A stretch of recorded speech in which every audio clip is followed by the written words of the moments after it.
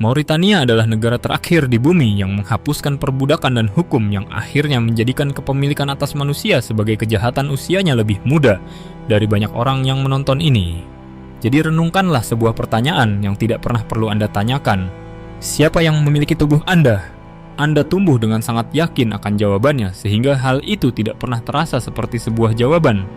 Hal itu terasa seperti udara.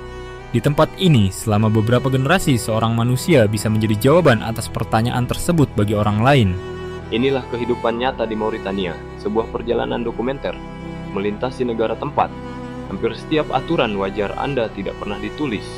Sebuah bangsa tempat gadis-gadis dipaksa makan sampai tubuh mereka bengkak karena di sini tubuh berisi berarti kekayaan. Tempat salah satu masyarakat Islam paling taat di planet ini membiarkan perempuan memiliki rumah memegang kunci dan menggelar pesta saat pernikahan usai. Tempat pengantin wanita berjalan ke pernikahan berpakaian hitam. Dan tempat emas terkaya di Afrika berada di bawah tangan termiskin di bumi. Mauritania sebuah bangsa penuh kontradiksi yang belum pernah Anda lihat secara langsung. Bagaimana satu hamparan gurun mengajarkan orang-orang semua ini sekaligus. Lupakan lokasi Anda saat menonton video ini karena tidak ada yang masuk akal sampai Anda bertemu pembuat setiap aturan di sini. Bukan raja, bahkan bukan iman.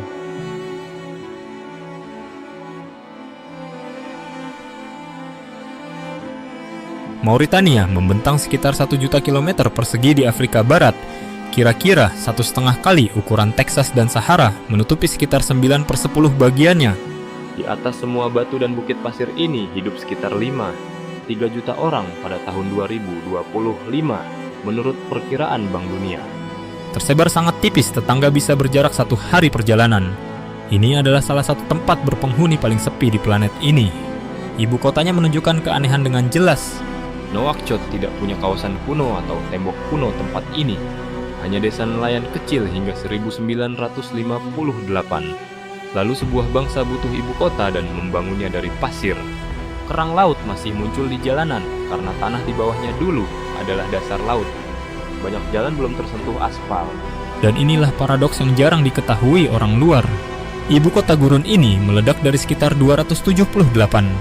000 jiwa pada 1984 menjadi sekitar 7 juta saat ini, lebih dari 1/5 bangsa, berdesakan dikurang dari 1% tanahnya. Namun letaknya begitu rendah sehingga ancaman terbesarnya bukan kekeringan tapi banjir. Air tanah asin terus naik di bawah kota yang terjepit Atlantik.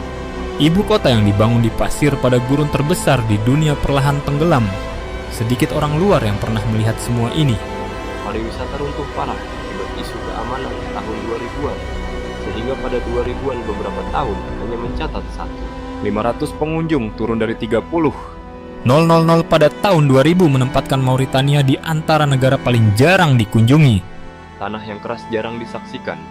Jika Anda ingin menggambar negara ini dengan 4 objek, Anda akan membutuhkan unta, perahu, kayu buku, dan kereta api. Ingatlah kereta api itu yang kembali di akhir cerita ini. Pahami ini dulu, karena kelanjutannya bergantung pada hal ini di Mauritania gurun, bukan pemandangan. Ia adalah logika bertahan hidup yang membentuk makanan mereka, jodoh mereka, standar kecantikan mereka, dan pemegang kekuasaan sebuah budaya utuh yang dibangun atas perhitungan kelangkaan pengembara yang diterapkan pada tubuh manusia itu sendiri. Logika yang sama juga memicu hal yang jauh lebih gelap. Inilah alasan mengapa negara ini membawa gelar paling gelap di planet ini.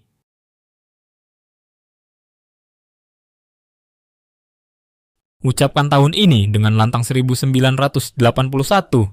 Tahun Mauritania menjadi negara terakhir di planet ini yang resmi menghapus perbudakan. Bukan tahun 1800-an. Tahun rekaman disko dan komputer rumah awal. Dan bahkan saat itu penghapusan datang tanpa hukuman. Memiliki seseorang tidak menjadi tindak pidana di sini sampai 2007 dan baru pada 2015. Hal itu dinyatakan sebagai kejahatan terhadap kemanusiaan. Di atas kertas masalah selesai. Praktiknya kertas itu tipis. Untuk tahu alasannya, lihat pelapisan masyarakat ini. Di puncak ada bidan keturunan majikan Arab dan Berber berkulit terang. Di bawahnya Haratin keturunan budak berkulit gelap yang berbagi bahasa dan agama majikan, namun hidup berabad-abad di bawah mereka. Di sini perbudakan diwariskan layaknya marga. Anak dari ibu budak akan menjadi budak. Anda jadi milik orang lain sebelum punya nama. Wujudnya jarang berupa rantai melainkan gembala tanpa upah. Kerja rumah tangga, tiada henti hidup untuk melayani keluarga yang menyebut sistem ini sebuah tradisi. Kalimat itu bukan sejarah. Indeks perbudakan global yang dijalankan Yayasan Walk Free memperkirakan sekitar 149.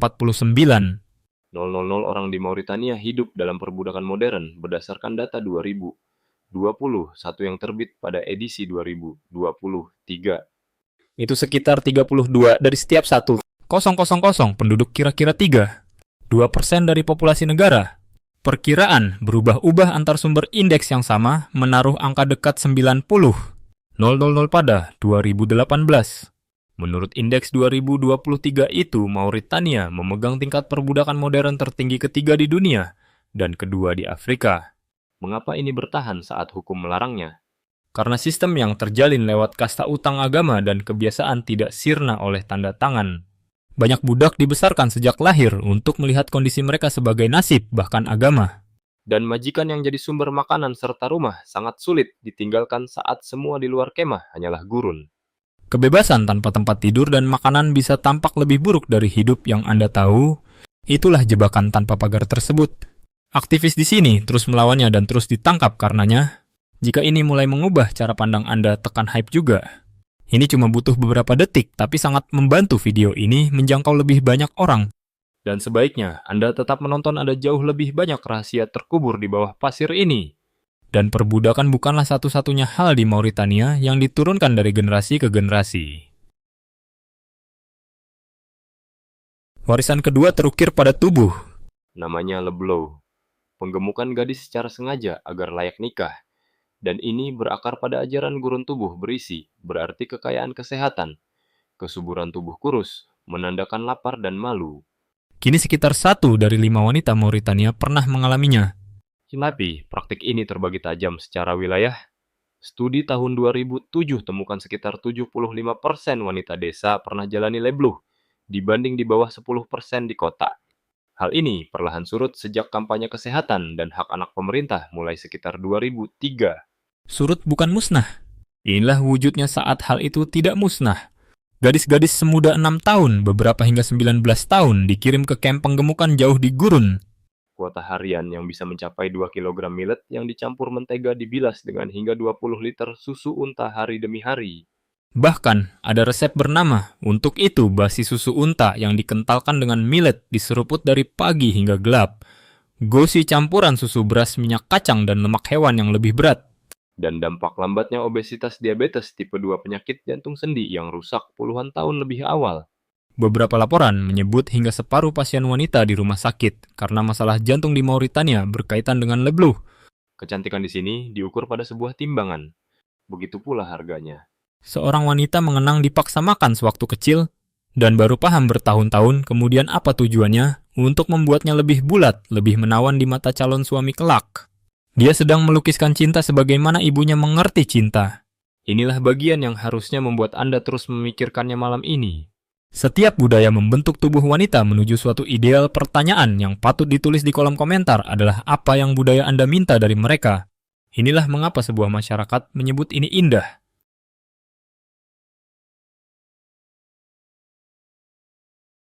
Kesampingkan dulu rasa ngeri itu dan amati logikanya. Di ekonomi nomaden, di mana kemarau bisa melenyapkan ternak keluarga dalam satu musim, lemak tubuh adalah bukti. Istri dan putri bertubuh subur memberitahu setiap karavan yang lewat keluarga ini punya susu berlebih. Cadangan untuk bulan kering, kekayaan yang berjalan. Tubuh kurus berarti sakit miskin, atau keduanya. Tidak ada yang mau berunding nikah dengan keluarga yang tampak lapar. Maka tubuh wanita jadi bahasa nyata, kehormatan keluarganya buku catatan dalam wujud daging. Uratan kulit pun dipandang wajar di sini sebagai bukti kemakmuran tanda gadis yang dirawat. Baik. Apa yang Barat anggap cacat gurun sebut itu bukti. Pria di gurun pernah mengurai filosofi lokal dalam kalimat berharga, semua mata itu sama mereka, cuma melihat secara beda. Dan tiap wanita cantik di mata yang paham cara memandangnya. Anda bisa abai dan menyebut itu pembelaan Leblow. Atau Anda bisa pahami maknanya bahwa kecantikan itu kesepakatan bukan fakta. Tubuh subur sebagai tanda kaya bukan keanehan. Mauritania, ia adalah acuan dasar nyaris semua masyarakat yang pernah rasakan kelangkaan seperti sosok makmur di lukisan Renaissance.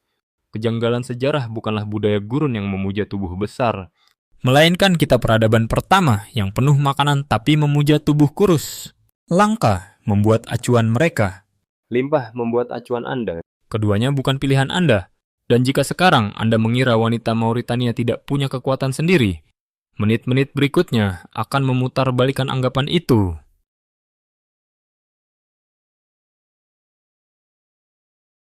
Inilah kontradiksi yang tidak diduga siapapun. Ini adalah Republik Islam yang sangat taat tempat syariah membentuk hukum tertulis, dan di dalam keluarga, praktiknya sering berfungsi sebagai matriarki. Rumah itu milik istri. Perabotan karpet seteh miliknya. Dia memegang kunci kekayaan keluarga.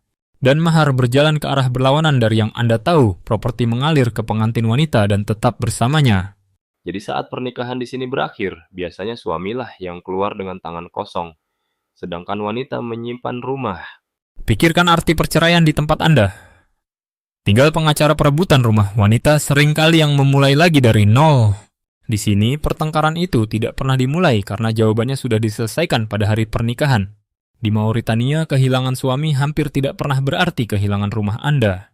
Perceraian di sini sama sekali tidak memuat stigma. Beberapa pakar meyakini Mauritania punya salah satu tingkat perceraian tertinggi di dunia. Walau data pasti sulit dicari, karena mayoritas ikatan disahkan lisan bukan di kertas.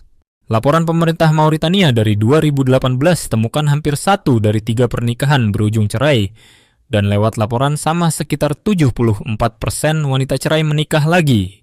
Sejumlah wanita melalui 5 pernikahan seumur hidup segelintir, bahkan lebih dari 10. Wanita cerai justru dipandang lebih memikat, bukan malah turun pamor. Kenapa? Karena dia telah memimpin rumah tangga, mendidik anak, merundingkan perpisahan, dan mengamankan hartanya.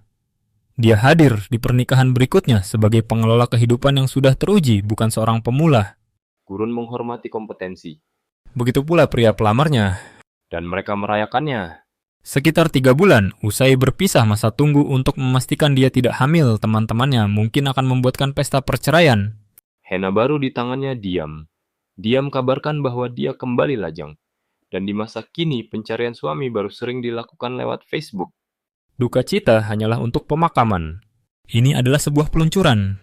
Jalan-jalanlah di Nouakchott, dan Anda akan menemukan institusi yang lengkapi gambaran ini, pasar yang diurus wanita cerai. Mereka menjual ranjang karpet dan set teh dari pernikahan usai mereka perabotan hidup lama yang diubah jadi modal hidup baru. Banyak dari wanita ini sukses jadi pedagang penuh waktu lewat cara ini, dan kios mereka bertahan lebih lama dari setiap suami. Berdirilah di pasar itu dan dengarkan proses tawar-menawarnya. Di tempat ini, kata perceraian punya nada yang sama dengan kata sumber penghidupan. Namun kebebasan untuk pergi ini menuntut biaya, dan mereka yang membayarnya lebih kecil dari dugaan Anda.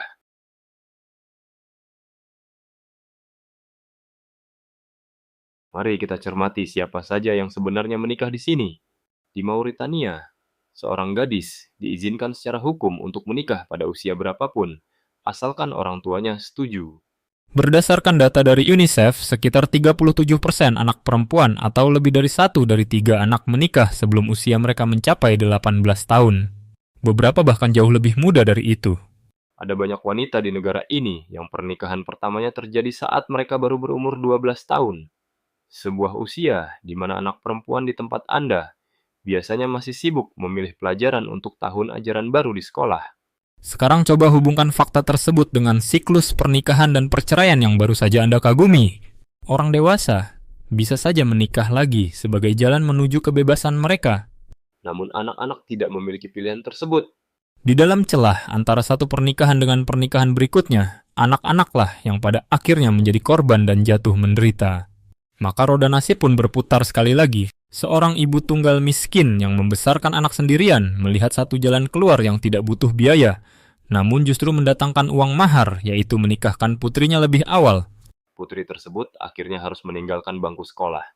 Tanpa pendidikan putri dari anak itu, suatu hari nanti akan menghadapi perhitungan hidup yang sama. Data UNICEF dan Bank Dunia menunjukkan bahwa Mauritania termasuk negara dengan kesenjangan pernikahan anak antara gadis termiskin dan terkaya yang mencapai lebih dari 40 poin persentase, salah satu jurang pemisah paling lebar dimanapun. Renungkan angka itu lagi karena hal tersebut diam-diam menghancurkan alasan yang sering diucapkan, bahwa pada dasarnya ini bukan soal budaya. Ini adalah kemiskinan yang berlindung di balik pakaian budaya.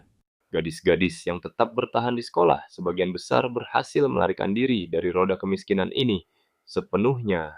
Apakah kebebasan untuk berpisah sepadan dengan harga yang harus dibayar oleh anak yang ditinggalkan, dan di manakah sebenarnya batas itu berada? Perdebatan mengenai hal ini sangat cocok untuk dilanjutkan di kolom komentar, karena memang tidak ada satupun jawaban yang bersih dan pasti di sini. Jadi setelah menyimak semua kenyataan ini, apakah masih ada sesuatu yang tersisa di Mauritania untuk membuat kita jatuh cinta? Jawaban dari pertanyaan ini mungkin akan membuat Anda terkejut. Tanyakan pada segelintir pelancong yang benar-benar datang kemari, dan mereka akan menceritakan sebuah negara yang bertolak belakang dengan berita utamanya. Orang asing yang bersedia mengantar Anda ke toko karena Anda terlihat tersesat lalu menolak saat diberi imbalan. Pengemudi yang membawa Anda berkeliling selama berjam-jam dan menolak uang yang Anda sodorkan. Mobil-mobil dibiarkan tidak terkunci tas tertinggal di atas kursi, dan tidak ada satupun barang yang disentuh orang lain. Di salah satu sudut paling miskin di planet ini, keamanan yang begitu santai. Ini sangat mengejutkan orang. Orang yang datang dengan persiapan menghadapi bahaya. Gurun mengajarkan penduduk di sini tentang ekonomi barang yang sangat brutal sekaligus kemurahan hati yang luar biasa terhadap sesama. Saat tanah tidak memberikan hasil apa-apa, manusia justru menjelma menjadi harta kekayaan itu sendiri. Jauh di dalam gurun tersebut, daratan sesekali memberikan kelembutannya. Diterjit barisan pohon palem dan mata air terselip di antara tebing. Tebing gersang sebuah oase yang begitu mustahil sampai-sampai legenda tumbuh di sekitarnya yang menyebutkan bahwa wanita paling cantik di dunia tinggal di tempat itu. Berdirilah di bawah rimbunnya daun palem sambil mendengarkan gemercik air di negara yang justru dikenal karena tidak adanya air, dan legenda itu sejenak akan terdengar seperti kebenaran sederhana. Dan di tempat di mana bukit pasir akhirnya bertemu dengan samudra Atlantik, daratan itu menyatu menjadi suaka warisan dunia UNESCO bernama Bank di Arguin.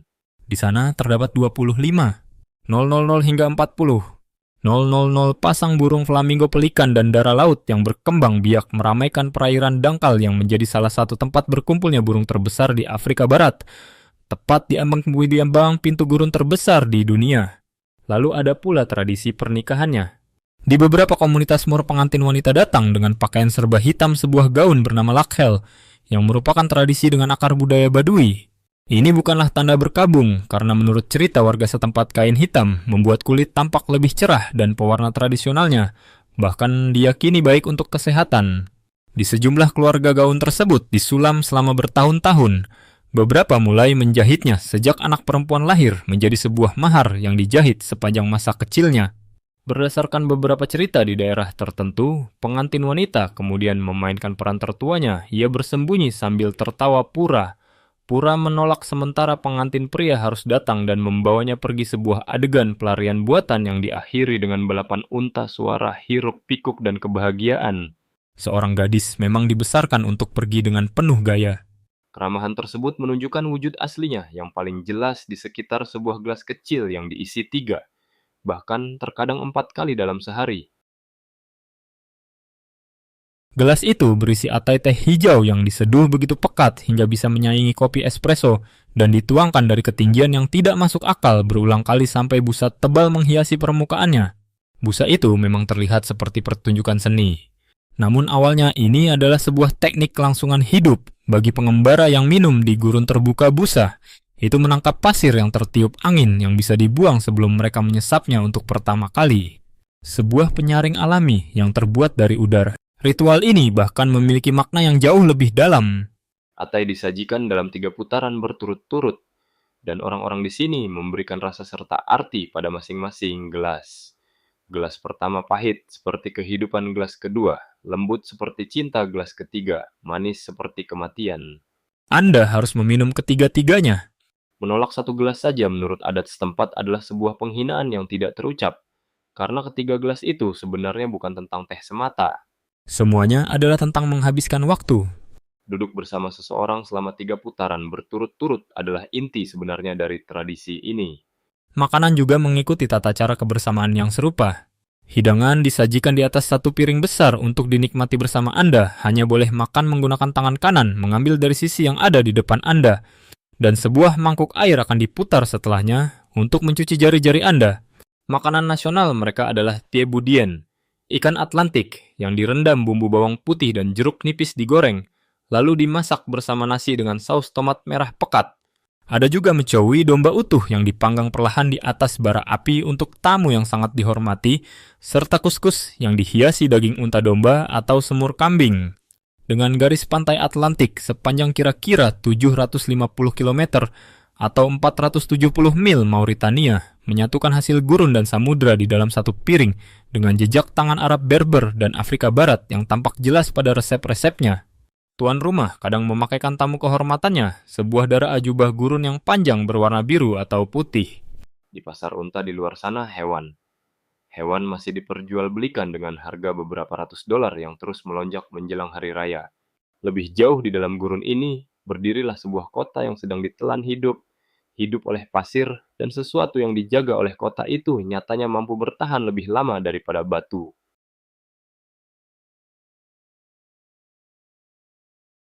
Jauh di dataran tinggi Adrar, lorong-lorong kota Chinguetti menyempit di antara dinding batu kering.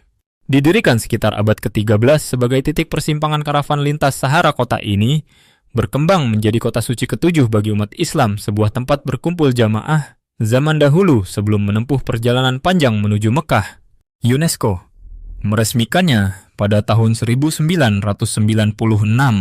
Saat ini masih ada sekitar 13 perpustakaan keluarga yang menjaga hampir 6,000 naskah kuno tentang astronomi, matematika, hukum kedokteran, dan teologi halaman-halaman yang disalin dengan tulisan tangan sejak akhir abad pertengahan yang tetap utuh berkat udara kering gurun dan keluarga-keluarga keras kepala yang menolak untuk pergi.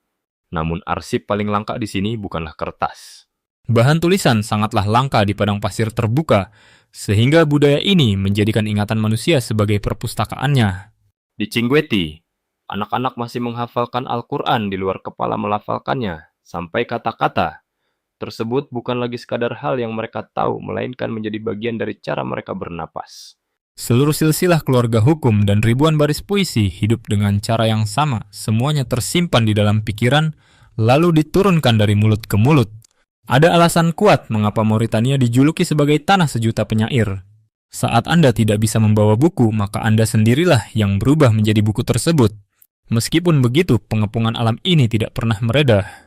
Gundukan demi gundukan Sahara sedang menelan Chinguetti, rumah-rumah setengah terkubur, dinding-dinding, condong menahan tumpukan pasir dan suara azan yang masih menggema di sela-sela. Lorong yang terus dipenuhi pasir jauh lebih cepat dari yang bisa dibersihkan oleh tangan manusia. Pasir yang dulu membangun kota ini sekarang justru sedang menghapusnya perlahan. UNESCO mendaftarkan Chinguetti sebagian karena kota ini menceritakan kebenaran itu dengan sangat jelas, sebuah catatan perjuangan umat manusia melawan waktu itu sendiri. Tidak jauh dari sana gurun menyimpan satu lagi teka-teki, yaitu struktur Richat, sebuah formasi berbentuk mata sapi, melingkar selebar 40 km yang digunakan oleh para astronot sebagai penanda arah dari orbit. Sebagian orang mengklaim itu adalah reruntuhan kota Atlantis. Ahli geologi memandangnya sebagai kubah batu kuno yang terkikis. Namun dunia maya terus saja berkhayal dan gurun sama sekali tidak memedulikannya. Karena tepat di bawah pasir yang sama ini terbaring sesuatu yang sekarang sedang menulis ulang nasib ekonomi negara tersebut.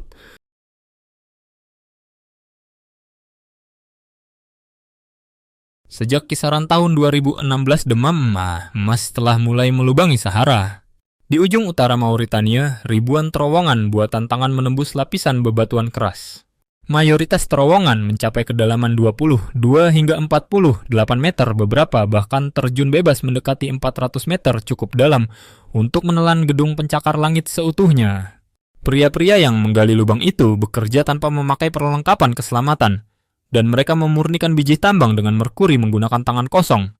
Mereka makan tidur dan menyeduh teh di bawah tanah selama 24 hingga 48 jam. Di salah satu lokasi para penambang mendirikan masjid kecil, karena setiap kali turun ke lubang harus diawali dengan doa. Salah satu lubang mendapat julukan yang sangat mengerikan yaitu malaikat maut. Para ahli tambang senior dari ladang emas Sudan berkeliaran di perkemahan tersebut sebagai tenaga bayaran untuk membaca arah urat batu. Hukum ekonomi di atas tanah ternyata sangatlah kejam. Bongkahan emas seukuran kuku jari bisa dihargai sekitar $800 Amerika Serikat, sementara pria yang bersusah payah membawanya ke atas mungkin hanya mendapat penghasilan bersih kurang dari €200 dalam sebulan. Dan ini bukanlah perdagangan kelas pinggiran, sebab Mauritania memproduksi sekitar 620,000 ons emas pada tahun 2023 lalu. Dan tambang industri Tasiast sendirian menyumbang kas negara sekitar $1,5 miliar pada tahun 2024. Di suatu tempat malam ini, sebuah cincin emas melingkar cantik di jari tangan seseorang yang tidak akan pernah tahu bahwa perhiasan itu ditarik dari lubang sempit di Sahara oleh seorang pria yang bahkan tidak mampu membeli sepasang sepatu. Masih ingatkah Anda dengan kereta api dari bagian awal tadi? Inilah wujudnya. 200 hingga 210 gerbong pengangkut biji besi membentuk pita baja sepanjang 5-3 km yang setara dengan hampir 2 mil. Sejak tahun 1963 rangkaian ini telah membelah jarak sejauh 704 km atau sekitar 437 mil melintasi padang pasir dari Zouerat menuju pelabuhan Nouadhibou dan menjadikannya salah satu kereta terpanjang sekaligus terberat di muka bumi. Penduduk setempat biasa menumpang secara gratis melalui satu-satunya cara yang ada, yaitu duduk di atas tumpukan biji besi dengan tubuh terbungkus rapat demi menahan dinginnya malam gurun yang membekukan. Biji besi emas tembaga dan perairan penangkap ikan paling subur di Atlantik. Meskipun demikian, menurut Indeks Kemiskinan Multidimensi PBB tahun 2025 sekitar 4% penduduk Mauritania masih tergolong miskin di berbagai aspek, mulai dari kesehatan, pendidikan, hingga standar hidup. Biarpun angka kemiskinan uang sebenarnya mendekati 25% sesuai perhitungan Bank Dunia. Sektor pertambangan menyumbang sekitar 19%. Pendapatan domestik bruto dan 76% pendapatan ekspor pada tahun 2023. Kekayaan itu terus saja menyeberangi padang pasir di dalam gerbong tertutup. Namun nasib itu pada akhirnya mulai berubah.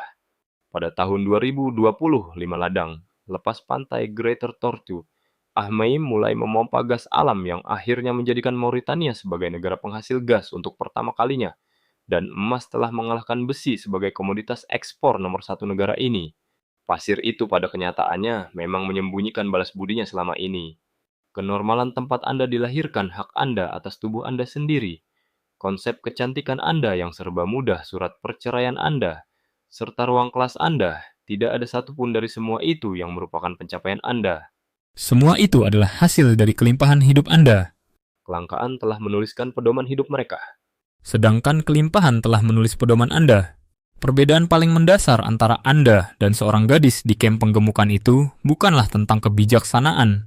Hal itu sepenuhnya adalah tentang letak geografis. Sebenarnya ada pula harapan yang tersimpan di balik pasir tersebut. Tradisi Lebloh yang pelan-pelan menyusut berkat setiap gadis yang terus bersekolah aliran.